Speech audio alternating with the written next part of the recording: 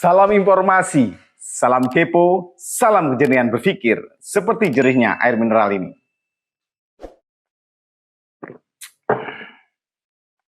Belum selesai masalah keamanan data pribadi di masyarakat dan berbagai hal terkait dengan kebocoran data pribadi yang belakangan ini sering terjadi di lingkungan masyarakat, bahkan di lembaga-lembaga di Indonesia, ya.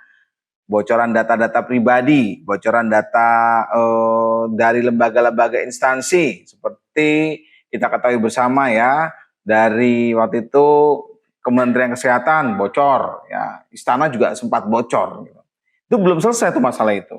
Tapi tiba-tiba sekarang dikejutkan dengan adanya yang namanya hacker, namanya Bjorka. Jadi hacker ini disebut-sebut sebagai hacker yang sakit hati atau hacker yang dendam lah gitu ya dengan pemerintahan Indonesia. Akhirnya dia tanda kutip mengerjai beberapa data-data pribadi milik pejabat-pejabat kita. Bahkan bukan hanya presiden, bahkan BIN pun juga menjadi sasaran. Jadi data-data pribadinya itu seolah ingin mengatakan, nih gue bisa loh masuk gitu. Padahal kalau kita lihat atau kita teliti dengan detail, harusnya yang berkaitan dengan data-data negara atau data-data pemerintah, itu kan harusnya mereka mempunyai IT atau keamanan yang cukup tinggi ya, apalagi BIN gitu. Kalau bisa diterobos seperti itu artinya bagaimana ya? Apalagi dengan data-data pribadi seperti milik masyarakat biasa seperti milik saya. Waduh, gampang banget ya. Jangan-jangan tinggal di merem, diklik. Wah, ini data pribadinya Y. Wah, gampang ini.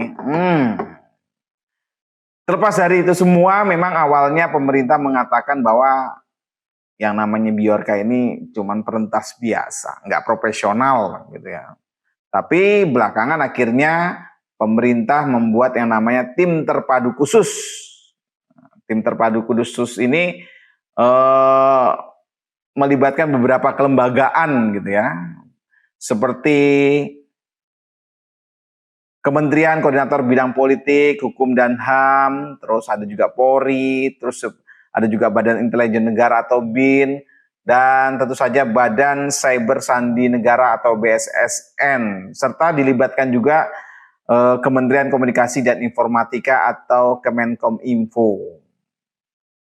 Bahkan yang terbarunya nih ini masih hangat-hangatnya, tim terpadu ini berhasil ya menangkap, apa bahasanya, menangkap atau mengamankan lah ya, mengamankan seorang pemuda asal Madiun yang diduga ini merupakan Bjorkanya.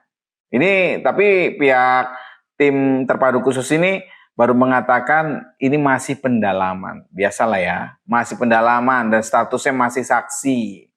Yang jelas sudah diamankan seorang pemuda, kabarnya dari Madiun, ya.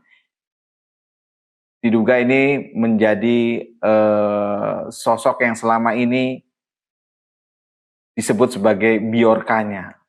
Tapi kalau kita lihat sepak terjang Bjorka sebenarnya tidak hanya beberapa minggu terakhir ini ya, dia sudah banyak yang membobol data-data kita gitu ya. Membobol data-data milik beberapa lembaga atau instansi ya. Nah, dari catatan yang saya temukan itu setidaknya dia berhasil membobol data milik yang seperti saya katakan tadi, milik BIN, terus juga merentas data 1,3 juta SIM card di tanah air. Jadi siapa tahu nama dan nomor telepon Anda juga sudah direntas tuh sama si Bjorka ini ya. Terus juga membobol data rahasia milik Presiden Joko Widodo. Kita ingat pernah kabarnya kasus surat-surat dari presidenan yang tersebar luas itu kan. Terus ya lagi-lagi beberapa data termasuk juga beberapa menteri ya, termasuk Menko Polhukam sendiri juga kena, Pak Mahfud. Walaupun Pak Mahfud mengatakan ya data-data saya kan emang sudah tersebar, nggak betul, bukan data-data yang penting, sudah ada di Google juga ada, di Wikipedia juga ada begitu.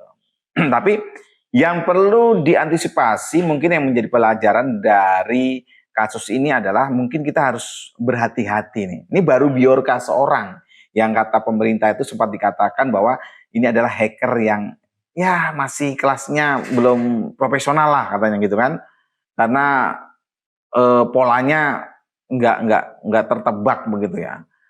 Tapi ini sebagai warning ya, kalau seorang biorka saja bisa membobol data-data seperti itu, bagaimana dengan hacker-hacker yang lainnya ya, ataupun dengan orang-orang yang ingin berbuat jahat dalam teknologi.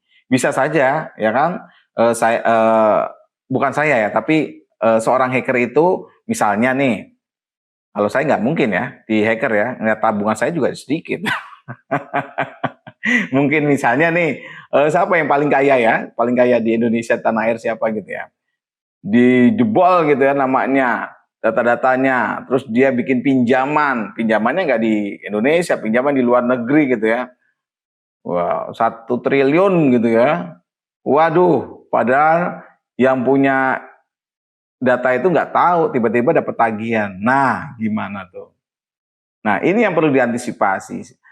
Terutama ini mungkin juga mengingatkan kepada anggota dewan kita untuk pentingnya sebuah keamanan data pribadi. Maka itu harusnya RUU Perlindungan Data Pribadi itu harus segera disahkan menjadi undang-undang supaya jelas, supaya kita juga punya patokan. Memang sih ada beberapa pengamat mengatakan ya kan kita juga sudah punya beberapa aturan atau regulasi terkait dengan penyalahgunaan data pribadi ini. Tapi kan ini akan lebih kuat kalau seandainya aturan atau regulasi ini ditetapkan dengan sebuah undang-undang. Nah, ini jadi ya untuk para anggota dewan kita yang terhormat ya, mohonlah diperhatikan, dipercepatlah itu rancangan undang-undangnya agar segera disahkan supaya data pribadi kita, terutama data pribadi dalam hal skup Indonesia ini aman. Dan yang kedua juga masyarakat kita ini, masyarakat kita juga harus aware lah dengan data pribadi ya, terutama masyarakat-masyarakat yang kadang-kadang tanpa sadar gitu ya, kalau kita buka aplikasi, wah Anda mendapatkan hadiah 10 juta, terus klik ini, klik, terus ngisi data pribadi ya, dari nama, dari nomor telepon, dari nama ibu kandung, main aja ngisi. Nah itu termasuk akhirnya bisa disalahgunakan data pribadi itu yang harus diwaspadai ya. Jadi kita masyarakat harus hati-hati, jangan sembarangan mengumbar data pribadi, entah itu nama, entah itu tanggal lahir, entah itu nomor telepon ya. Walaupun itu sebenarnya bisa aja sih dicari dari jejak digital gitu ya. Kita kadang-kadang tanpa sengaja kan menuliskan untuk keperluan yang lain-lainnya. Dan yang perlu ditekankan juga dari kasus ini atau mungkin sebagai pelajaran dari kasus ini, yaitu kita harus juga saling mengingatkan lah ya. Apalagi kita kan sebenarnya punya anak-anak muda yang cerdas. Nggak kalah loh IT kita atau mungkin hacker-hacker kita ini ya. Yuk para hacker cobalah kita bergabung gitu ya. Bisa nggak ya para hacker-hacker Indonesia ini misalnya nih bergabung, mendirikan sendiri gitu ya. Kalau umpamanya ada serangan hacker ini, nah kita para hacker ini udah bergabung bisa menelusuri nih. Nih siapa nih hacker yang menyerang Indonesia nih ya? Langsung selidiki, di mana nih tempatnya nih? Oh ternyata dia. Nah baru konsultasilah dengan misalnya dengan presiden. Gimana nih Pak Presiden, hacker ini kita udah tahu nih tempatnya, ditangkap atau kita serang balik? Itu cakep tuh ya. Daripada akhirnya kita ya dalam artian cuman memohon ya tolong ya jangan di hacker ya, hal yang rahasia milik Indonesia ya agak susah juga ya namanya hacker gitu kan. Oke, yang jelas dengan hal ini kita lebih aware, kita lebih waspada. Oh ya, satu lagi. Kalau memang benar pemuda yang ditangkap itu, Madiun itu adalah sosok Bjorka, ya mudah-mudahan ini tidak terjadi lagi ya. Tapi kok iya segampang itu sih? Kan kalau dari data-data atau pengakuannya dia nggak di tanah air ya. Apa iya ya?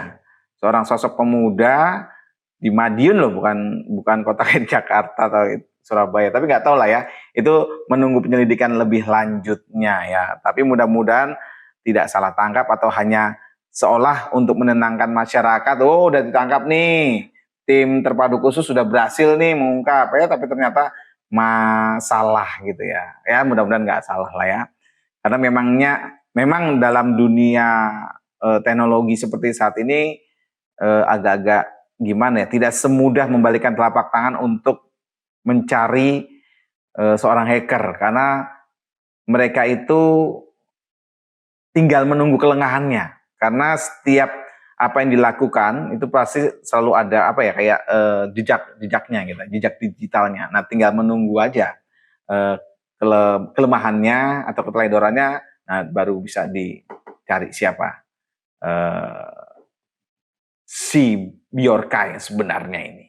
Baik, salam informasi, salam kepo, salam kejernihan berpikir, seperti jernihnya air mineral ini.